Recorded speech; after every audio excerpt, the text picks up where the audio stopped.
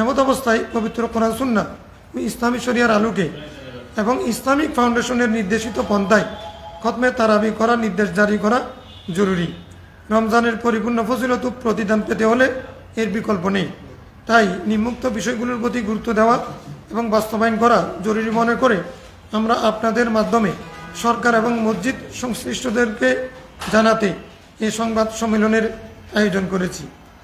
আমাদের 5 দফা 5টা দাবি হলো: প্রথম, বাংলাদেশের প্রত্যেক মসজিদে ইসলামিক ফাউন্ডেশনের নির্দেশিত নিয়মে 27 রমজান খতমে তারাবি এবং একই সময়ে তারাবির নামাজ শুরু করার নির্দেশ জারি করা হোক।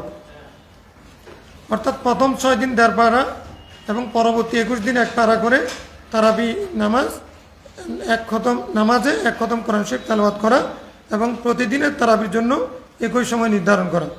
এতে পেশাগত কারণে কাউকে অন্যত্র যাতায়াত করতে হলেও তারাবির খতম ছুটবে না। ঈদের ছুটিতে কেউ বাড়িতে গেলেও বাংলাদেশের বর্তমান যোগাযোগের ব্যবস্থার উন্নতির ফলে খতম ছুটার সম্ভাবনা নেই।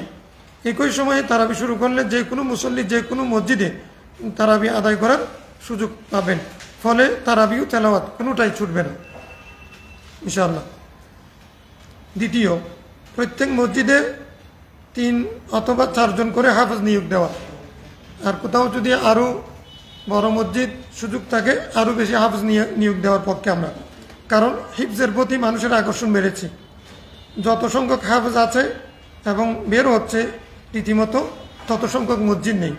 আর একজন হাফেজ তারাবি পড়াতে না পারলে তার হিফজ ধরে রাখা খুবই কঠিন, বিশেষ করে বাংলাদেশের প্রেক্ষাপটে। তৃতীয় দাবি হচ্ছে সম্মানিত হাফেজদেরকে যথাযথ গুরুত্ব মর্যাদা দেওয়া। হাফেজগণ আল্লাহর ওয়াস্তে খতমে তারাবির ইমামত করবেন, কিন্তু মুসল্লিগণ তাদের পারিশ্রমিকের প্রতি সুদৃষ্টি দেবেন, এতে তারা উৎসাহিত হবেন। ইমামতির পারিশ্রমিক নেওয়া শরীয়ত সম্মত। চতুর্থ, তারাবি চলাকালীন দোকানপাট ও মার্কেট বন্ধ রাখা।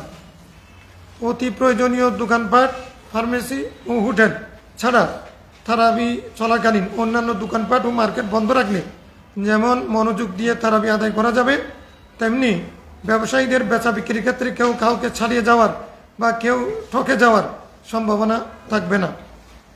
পঞ্চম, সরকারি ও বেসরকারি সকল মসজিদের জন্য সরকারের পক্ষ থেকে রমজানের জন্য এককালীন বরাদ্দ দেওয়া।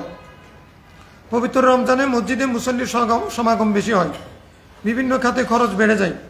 পাশাপাশি খতিব সাহেব, ইমাম সাহেব, মুয়াজ্জিন সাহেবদের বোনাস, হাফেজগণের সম্মানী সহ অন্যান্য খাতে খরচ বেড়ে যায়। তাই সরকারি বিশেষ বরাদ্দ প্রয়োজন। মুসল্লিগণের পাশাপাশি সরকারি বরাদ্দ পেলে পবিত্র রমজানের কর্মসূচিগুলো আরও ভালোভাবে পালন করা সম্ভব হবে।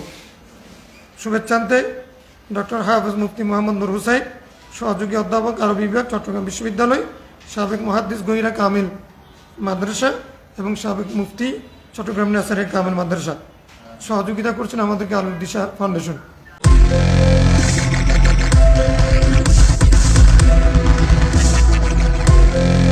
দেশি টিউব, দৃষ্টি জুড়ে বাংলাদেশ।